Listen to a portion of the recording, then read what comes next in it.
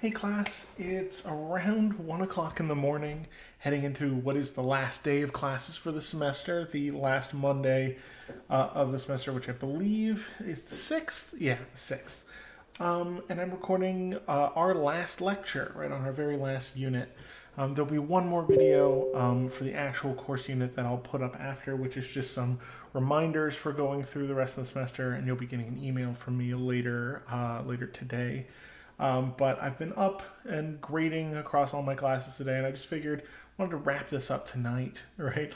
In this comfortable at-home study vibe for myself, much like I'm sure you guys are in that kind of crunch time for your own work as well. So I get it, right? So let's go over the last book that we did, the Kojiki, right? I picked this for a couple reasons, right? One, I liked the idea of us flanking the semester twofold, right? One, we have Japan on either side of it, which is a kind of a neat book ending, right? We come back to a similar place. And our second, we got into Dufu so early, and then we ducked back to, we're coming to a similar time period, right? A couple hundred years after Dufu, right? But in Japan, which we already talked about how intertwined those cultures could be, especially in the literary world. This book also has a couple interesting facets that I think are important to note going into it. Mythological historical text, as opposed to just a straight selection of poems that we have even from Dufu way back when. Probably closer to still closer to any of those than Poetics was, right? This is written with an ear for the poetic, and I'll talk about why as we go. Okay, so I thought it was just interesting for us to kind of point out the differences in this. This is an unreliable, but in often cases only source of some historical data, right? Intertwined on a cultural level with the mythological, which still has import. And then the other thing that's interesting about this is that aside from translation, the actual original author of this doesn't necessarily matter to us that much. That isn't to say, oh no, Yasumaru didn't do something amazing with this. This is the oldest text we have accounting any kind of history written in Japan. But we're not as concerned with who Ono Yasumaru is because we don't know that much, right?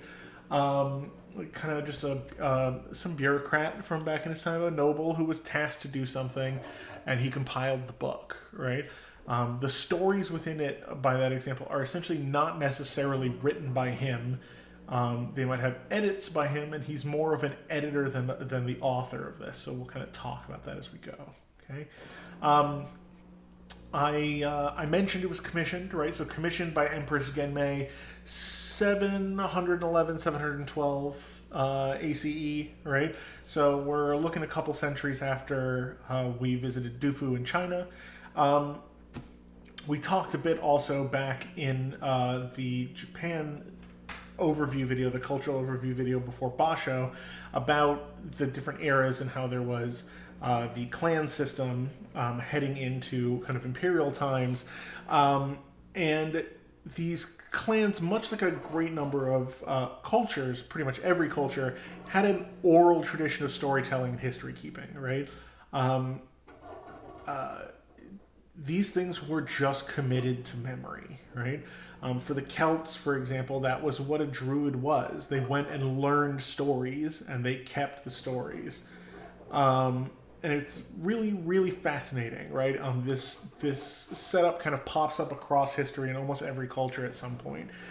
Before they have written thing, there has to be a way to maintain it, and it becomes an oral history, which subjects these things to some unreliability, some change, right? And it is almost in a way its own sort of translation over time. Things change in the story as it's passed through generation, right? So kind of before Genmei's reign, there really wasn't like a written record of this stuff.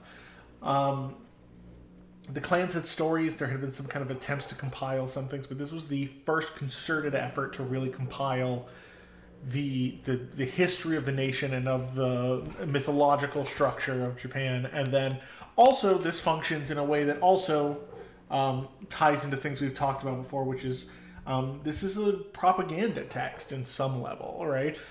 It was designed in some way to give credence to the imperial lineage of the Yamamoto clan. So you've got this interesting kind of, you need to tie the imperial lineage to the divine, right? And we get that when we're talking about the first emperor being like a grandson of the gods who comes down. This divine right of kings thing essentially has shown up in almost countless cultures, right? It pops up all the time in European history too, right?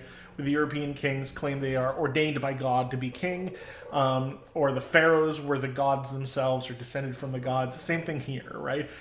You gained power by being born of the gods, right? So many Greek kings and stuff are, demigods or grandchildren of Zeus, or any number of things, right? This happens all over the place, okay? But it gives some credence to it that there's an inherent, inalienable heritage that connects the imperial family to Japan, kind of established by this book, like the history of the country itself, right? So, like I said, it's a collection of oral histories, and then it's all different stories woven into a single mythology, and then they're categorized, which we'll talk about as we go through it, right? As I said, by mythological kind of oral traditions, and that these things were committed to memory and the stories were told. This doesn't always just mean a straight verbal recitation where someone goes up, kind of like you would in like the debate club and stuff in school, where they'd have monologue sections where you go up and you just tell a short story or tell a thing from memory, and it's performed. That could be part of it, but oftentimes it was accompanied by music or sung, right? This rhythm helps with memory. We know that humans memorize things well when they're committed to pattern, right? And sound is part of it. We have mnemonic sounds and things like that.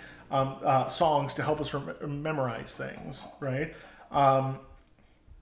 And that helped these stories go, but also gave them flow and an inherent kind of movement and presentation. There is a book you can find kind of about the story of this as it went into as modern as it really continued, called Japanese Singer of Tales. You can find it online. It's super expensive, so just find a digital copy somewhere if you ever have interest, okay? So Japanese Singer of Tales for that book, which is a branch off of a very famous classics textbook called Singer of Tales, which is all about kind of like the Hellenistic / Greek-Roman tradition of these recitations, which is pretty interesting. So it had this entire different genre. These are essentially, performance pieces, right? And then they had to be collected, sorted, and then committed to a comprehensive text, which is what Ono Yasumaru and his writing partner at the time did, okay? Understand that kind of in that existence, it's not just that the story teaches a lesson, right? A lot of times we look back on these mythological stories as just fables, right? Like, oh, we look at Narcissus and Echo, and like it teaches you like don't be rude to the gods, but also being selfish is bad, right? And vanity is bad, right? Yes, right? But they're also important as their artifact of a story. They're art, right? They're a thing to be appreciated, to be told, to be sung by bards and skalds and all that sort of thing at gatherings, at important events, right? These stories have functional day-to-day significance to the people and the cultures around them when this, performance of the stories aspect is very grand, right? So Ono Yasumaru, commissioned by the Empress, starts putting them together, right? Establishes the Yamato imperial legitimacy, right? The later part gets really dry, and it just kind of becomes kind of propaganda, like a debate, like a very debatably, even if we exclude all the divine stuff, debatably and fuzzily accurate genealogy of why the current emperor, imperial family should be in charge of Japan, right? They're kind of just arguing through that, and they probably fudge some connections along the way, even if we take out the implication that, like, Also, gods just pop up in the family tree, right? Because they're divine, right? Um, Oroyasu himself, like I said, he's not particularly important to our understanding of this text, which is interesting compared to the rest of the other ones where I've had to do so much biographical information. We pretty much don't know much about this guy. He was just a dude, right? Who lived at the time, and this is kind of at the advent of when we start to take written records in Japan. So you can kind of figure out why it would be hard for us to keep some information about him. But we do know some things. Kind of a nobleman or a courtier and a scribe slash bureaucrat. Died in around 723, so kind of after this chronicling period really started. We don't really know exactly when he was born, right? We partially know, when he died through records, but also because we actually know where his grave was. Someone dug it up on a farm, right? And it's still marked to this day, right? And they know where his grave is. You can go to Oyonasaru's grave as kind of the first chronicler of the histories, right? Let's talk about some kind of structural things that pop up in here, right? So, oral tradition is going to imbue some parts of this to be lyrical, right? Now, there are parts of this particular Gustav Helt translation that come off as very baseline, right? They're very dry, and it's mostly on purpose because a lot of the artistry comes across in these complex names, right? He who beckoned, she who beckoned, like very specific text, but they're also titles, right? So they have to be written out formally, right? There's a large emphasis pressed onto the legitimacy of prominence, of status, because this book is supposed to establish an imperial legacy. So you really focus on that when you come to things. Plus, these are the gods. They're paying their homage, right? Same thing in like Christian tradition or Catholic tradition, where the Abrahamic God is with a capital G in like style guides and everything in accordance, because that's the appropriate way to do it in that sense, right?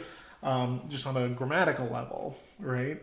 For people writing out of those religious spaces, right? So you've got, bottom ocean majesty, bottom sailman, and there are just names and names and names and names and titles and titles and titles, right? But a lot of the musicality of this comes from their titles and these exaltations, right? We've looked at the power of like repetition of form in things like when we talk about Hikmet, right? Where it creates movement in the poem, and it exists here too, right? And I understand this is with music, right? So you have a driving kind of maybe a simple drum beat or some minor instrumental accompaniment, and these stories are being told, and they're told, and you're moving through gestures of them, right? Very fascinating. So there's still a shape of the traditionally lyrical, mostly in the first two parts. The last part gets a little bit more outright dry because it's kind of just a genealogy, right? And brief histories of like 50 emperors. Right? They're not particularly interesting. Some of the names are really, really beautiful, even especially in translation, right? And those sort of things tend to stick with me as a poet, where I look at it, I'm like, that's such a interesting nugget that I want to drill down on, right? I think the interesting thing to think about with this is like a question that occurred to me, right? Because we've talked about Aristotle's Poetics, right? Is what would Aristotle call this, right? Or does it even fit in his estimations? Because some of these stories are kind of epics, right? But are they drama? Not in this form. This form isn't supposed to be performed. This is a chronicle, so it's not a drama. But is it a lyric or is it an epic, right? Are interesting things to consider, right? I think it depends section to section, story to story in each section. But it's just a thought that came to mind that I'm curious to know what you guys thought about it, right? So the three big sections, the first is kind of includes a preface and a dedication to the Empress. And then it starts to kind of unpack history, like it's the genesis, right? It's where did all the gods come from and where did Japan come from? This is the official mythological imperial history of the Empire of Japan, right? Very, very from the Rock of the Islands up through to their pantheon, right? And then it also starts to seed those links through, who the grandfather of the first emperor is into the imperial legitimacy. These are the, these are the gods that created Japan. The first emperor of our line is descended directly from them. Therefore, we are by right of birth and inheritance supposed to be in charge of Japan, right? Important figures in this section that you'll see pop up in pop culture all the time right now, right? I imagine a bunch of you are annoyed that finals are showing up, and you probably play like Final Fantasy XIV, and it has its big release this weekend. I know many of my friends have vanished into the ether to play it, right? But Izanagi, Susanoo, Amaterasu, as names will pop up in that referentially. They pop up in all sorts of games, right?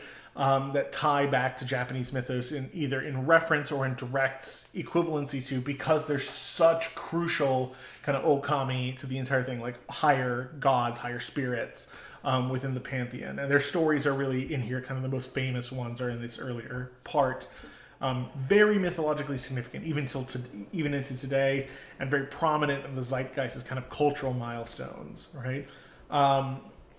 Second section kind of unpacks all the greatness that the first emperor did, and then kind of churns through to the 15th one, so kind of the establishment of the imperial line's claim to controlling everything and all the greatness of what they did. Still a bunch of the gods and kami, which are divine spirits essentially that can inhabit all sorts of things in the world, popping in and out, right? So we have Shintoist elements constantly weaving in, right, adding legitimacy to these stories because the gods were part of the history of this place. Okay, and then the third, like I said, a lot more dry, very much more historical, which kind of I think pegs us both of it as a propagandist and a piece of propaganda rather, and a historical / archival text, because it gives us that asterisk of like, here's like 30 emperors, right? And we're just going to give you little short stories about all of them and kind of what they did. We don't need to know that much about them. They're just, here's the tracing the line of all the way down to us, right? Which is kind of the point, right? We've established the standard for rule, and now we're going to show why it leads straight to the current imperial family, okay? A lot less of the gods and stuff pop up in that because they're doing a lot more political family tagging, right? I think this is fascinating for us to end on as a translation text for a couple reasons. Of all of the texts we've looked at, right, which have been translated a number of times, look at Dufu, for example, right, have been translated in multiple cultures, bounced around it, and been influential. I think this is interesting because of its importance as a historical artifact, right, even an academic one. We have a very well-documented history of its transcriptions, its editions, its translations through history. And we know what our current versions are pieced together from very, very accurately. And when we know stuff's missing, we know what's missing, mostly, right? But unless a specific edition had more things that aren't in this, we know that like half of this particular edition that we tend to get these stories from is missing, right? It is its own kind of focus of study, which is fascinating. And any scholars in the area will tell you it's really interesting and cool, but the problem with it is it's unreliable, obviously, right? But for a lot of things, it's all we got, right? It's the only record anyone has of these things. Things are lost to time over, a dozen centuries, right? So having that kind of depth of pedigree, I think, makes it interesting to think about translating in the modern times. Where you pull from things. If this becomes kind of the standard current translation, which editions and previous copies of text did you pull things from? Always fascinating, right? The same sort of discussion that pops up with Shakespeare, which folio is relevant, right, at a particular time for a particular version of a play, right? So we have a very comprehensive understanding of exactly why this was created, what was characterized for it, who wrote it for who, and its purpose. And then we understand all that kind of rhetorical stuff, and then we watch it, straddle history to the current era, and then we can compare that against its translation. which I think kind of makes its history take the place in context for other books that we've had on the author, right? The author here is not as relevant as its context, right? So I just thought it was an interesting place for us to end, and kind of thematically relevant because it's different, it's complicated in translation, something we've talked a lot about this semester. It brings us back around to the start, almost in time and in place, right? And much like everything else we've read this semester, it's something I think you can take a lot from, right? I asked you to pick a particular story out of it to talk about, right? I personally really like most of the myths around Izanagi. I find Izanagi a fascinating historical figure, right? The squabblings between Amaterasu and Susanoo are also really entertaining as myths if you're a fan of mythology. This book is really cool, right? By miles, my favorite figure in the entire book, and I have poems about this particular figure, right, is Kuabiko, the Crumbling Prince, right? This idea of a kami of knowledge, right? And he is a scarecrow who sits up on a mountain, and he's a god of knowledge because he's a scarecrow, so all he can do is look at everything. And it's Kuabiko, the Crumbling Prince, knows everything in the empire because he sits high up on the mountains on Fujisama and just looks at everything, right? And it's just such a cool idea of like a god as a scarecrow and this kind of like helpless observer, but is so venerated, right? So those are my favorites since I asked you guys to go look for things that interested you, right? I hope you enjoyed it. I know it's very dense and I know you're busy, but it's definitely something I hope you take a look at again when you have more time. It's really cool, all right? That's our last actual unit lecture. I've had a blast doing these this semester. I've had a really good time reading the responses over the course of the semester, and so good luck with your last assignments, and then for the actual course itself, I'll have another short video after this to kind of wrap things up on a housekeeping level. All right, have a happy holiday.